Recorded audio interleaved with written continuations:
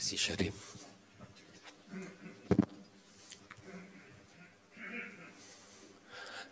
Alors, encore une fois, bonjour. On a aujourd'hui deux orateurs d'exception parce qu'on donne le bienvenu au professeur Jean-Paul Renard, qui est la deuxième année consécutive nous honore de sa présence. Et on a aussi le plaisir d'avoir le professeur Bellucci avec nous. C'est un chirurgien excellent, un curriculum de tout respect, était le passe-président et le passe-présidente de la Société européenne de cataracte et chirurgie réfractive. On écoutera des choses très intéressantes de leur part. J'aimerais donner la parole d'abord à Jean-Paul parce qu'il nous présente sa présentation. Il concerne la SLT ou le traitement médical du glaucome avec des gouttes. Je suis très envie d'écouter sa choix. Qu'est-ce que sera sa choix? Merci Jean-Paul. Merci beaucoup Renato et merci Charles pour cette invitation et pour la qualité des programmes et des orateurs. Alors, on le sait que l'objectif principal du traitement du glaucome, je suis désolé, les diapositives ne passent pas. Voilà. Merci beaucoup. Il faut viser. Au fond, très bien. On sait que l'objectif du glaucome, c'est de préserver la fonction visuelle avec un minimum de traitement, la meilleure qualité de vie possible et surtout un minimum d'effets secondaires. Et les algorithmes actuels du traitement, eh bien, ils reposent sur des recommandations qui sont établies par les sociétés savantes et en particulier par l'EGS, qui a établi un certain nombre de guides à partir de toutes les études multicentriques qui permettent d'avoir des données pragmatiques et rigoureuses avec en préambule un traitement médical initial et seulement une position du laser et de la chirurgie à un deuxième stade, à un stade plus avancé. Alors, le principe du traitement, on le sait, chez tout patient, repose sur ce trépied d'une efficacité, d'une tolérance et d'une observance du traitement. C'est-à-dire que notre plan va passer par un certain nombre de points clés essentiels pour choisir quel type de traitement, le traitement le plus efficace, avec une tolérance garantie et bien sûr une qualité de vie assurée, et on verra en pratique comment conclure. Il y a 3 points clés dans la prise en charge de nos patients. Le premier, c'est le problème de la surface oculaire. Surface oculaire et glaucome, c'est une dualité incontournable puisque l'un et l'autre vont influer dans le même sens sur chacun des éléments. Alors, 3 points sont à retenir. Le premier, c'est que les patients glaucomateux sont des patients à facteur de risque de pathologie de la surface oculaire. Pourquoi? Parce qu'ils présentent une diminution du renouvellement des larmes de 22% plus faible. Le deuxième point, c'est que nous savons que maintenant, dans notre activité, 15 à 25% des gens de plus de 65 ans ont des troubles de la surface oculaire, comme on peut le voir dans nos consultations. Enfin, 50 à 60% des patients sous antiglaucomateux ont une pathologie de surface oculaire. C'est dire l'importance de ces éléments et plus souvent liés bien sûr aux conservateurs.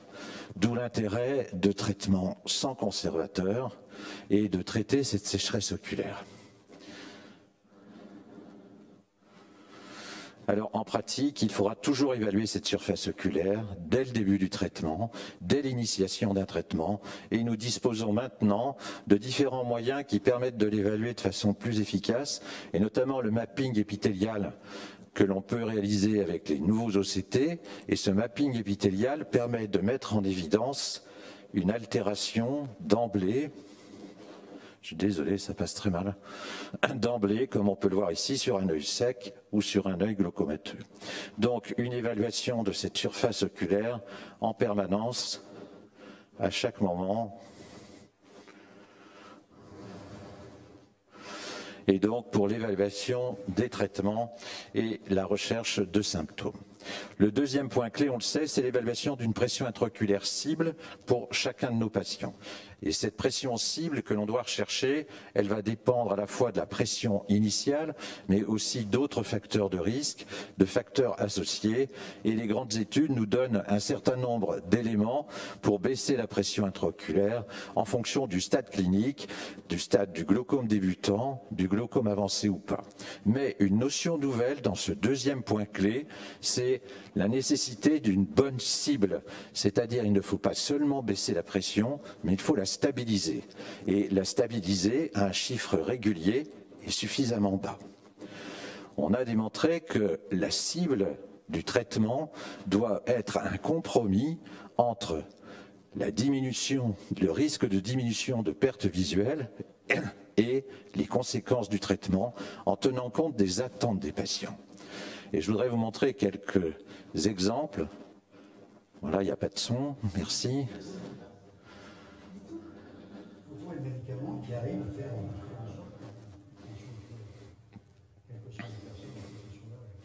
si ça devait permettre de garder la vue jusqu'à la fin de ses jours, je signe. Voilà. Pour ça, il y a pas la partie de guérison. Voilà, c'est stabiliser la tension, c'est tout. Un seul colis, et sans irritation de l'œil, et puis tranquillité, on doit pouvoir faire un voyage, chez les gens. Diapo suivante, s'il vous plaît. Alors on voit que ce troisième point clé dépend de l'attente des patients et nous avons vu qu'ils souhaitaient un traitement minimal qui entraîne le minimum de contraintes avec le minimum d'effets secondaires. Alors une efficacité adaptée. Efficacité adaptée, on va avoir le choix entre traitement médical et traitement physique. Traitement médical, on sait, il doit être le plus efficace avec le minimum d'effets indésirables et donc il est nécessaire de bien connaître l'efficacité pressionnelle des différents agents antiglaucomateux. On sait que les plus importants sont représentés par les bêta-bloquants et par les prostaglandines avec une baisse de 25 à 30% de la PIO par les bêta-bloquants et de 30 à 35% par les prostaglandines. Les bêta-bloquants gardent une place essentielle. On l'oublie trop souvent avec leur efficacité et notamment des formes à libération prolongée en respectant les contre-indications absolues bien sûr, comme on peut le voir ici avec la bradycardie, le bloc auriculo-ventriculaire, l'asthme et le bronchospasme. Avec l'avantage des formes à libération prolongée qui ont montré leur efficacité avec une diminution des effets secondaires. Mais on a vu que la pression cible, elle doit rester stable. Et c'est là tout l'intérêt, peut-être, de la trabéculoplastie au laser SLT, dont le protocole se fait en 2 séances de 50 impacts sur chaque hémicirconférence. On a démontré aussi la nécessité absolue d'un traitement anti-inflammatoire ou corticoïde dans les suites. Pourquoi? Quel est son intérêt? Eh bien, les études ont rapporté qu'en l'absence de traitement, on avait une cicatrisation trop rapide et ainsi permettre une efficacité à long terme plus importante. Les résultats, on les connaît. Globalement, 67% d'efficacité, tout patient confondu. Intérêt de la possibilité de renouveler le traitement à partir de 6 mois. On a démontré qu'il avait la même efficacité que la trabéculoplastie au laser argon, la même efficacité qu'un traitement en monothérapie par prostaglandine au long cours, avec une diminution des effets indésirables et un meilleur contrôle de la stabilité de la pression intraoculaire, comme le montrent les dernières méta-analyses. 3 études sont importantes et intéressantes. La première, celle-ci que nous avons publiée il y a quelques années, comme vous le voyez, chez des patients à la fois naïfs, des patients sous monothérapie, sous bithérapie ou sous trithérapie. Vous voyez que le résultat rapporte une baisse moyenne de 67% qui correspond à 62% qui correspond aux données habituelles. En revanche, vous verrez que le nombre de répondeurs est bien plus important chez les sujets sans traitement, 92%, en monothérapie 80%, 60% et 50% en fonction de la présence d'un traitement. Et là encore, dans tous les cas, la baisse pressionnelle, elle est de 25 à 29% quand les sujets sont répondeurs. Autre étude, l'étude Light, qui a traité des sujets naïfs, soit sous traitement médical, soit sous traitement laser.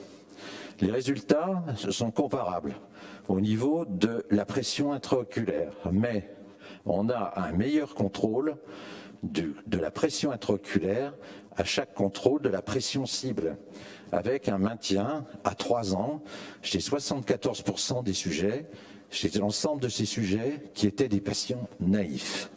Moins d'effets indésirables, des groupes de patients superposables, avec des morbidités équivalentes, mais il faut retenir que la majorité sont des hypertonies ou des glaucomes débutants.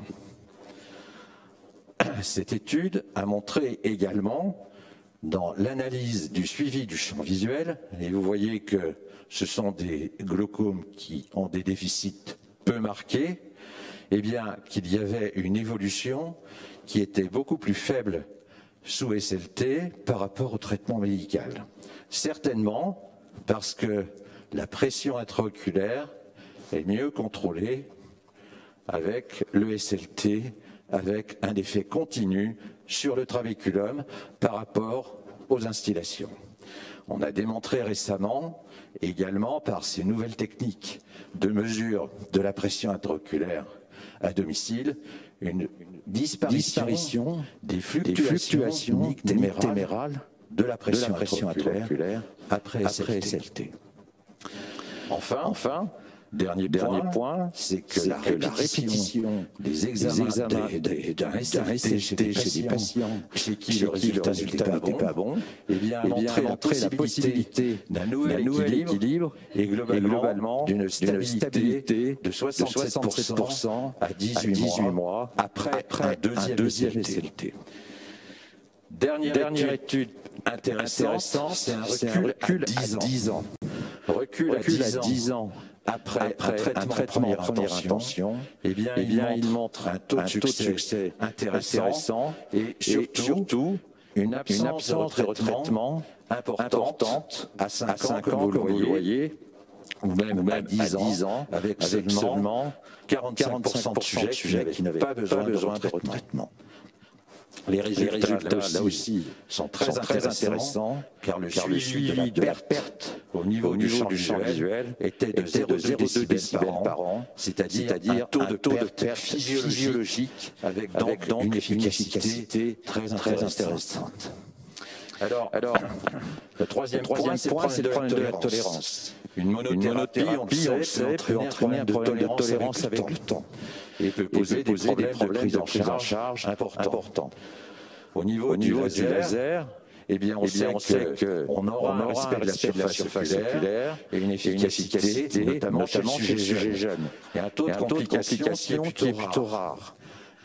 Il faut les connaître quand même, ces complications. On peut revenir, s'il vous plaît. Donc, savoir quand même qu'il y a quelques complications d'hypertonie oculaire. Il peut y avoir un œdème oculaire cystoïde chez des patients pseudo-phaques. Cela a été décrit, j'en ai eu personnellement deux dans ma carrière. Et quand on a un œdème oculaire cystoïde après SLT, on est très ennuyé. Le problème de l'observance, on le connaît au niveau du traitement médical. Il a même été décrit par Hippocrate. Et même lorsque les patients signalent qu'ils respectent bien leur traitement, eh bien, on peut avoir certaines surprises. En principe, même couché, c'est encore meilleur. Comme on peut le voir ici. Voilà. Je suis sur le mur.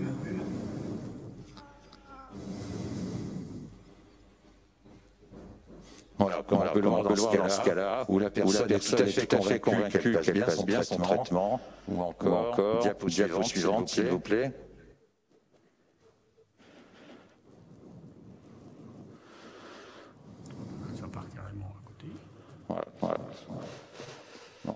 La vidéo est passée de travers, mais c'est pas grave.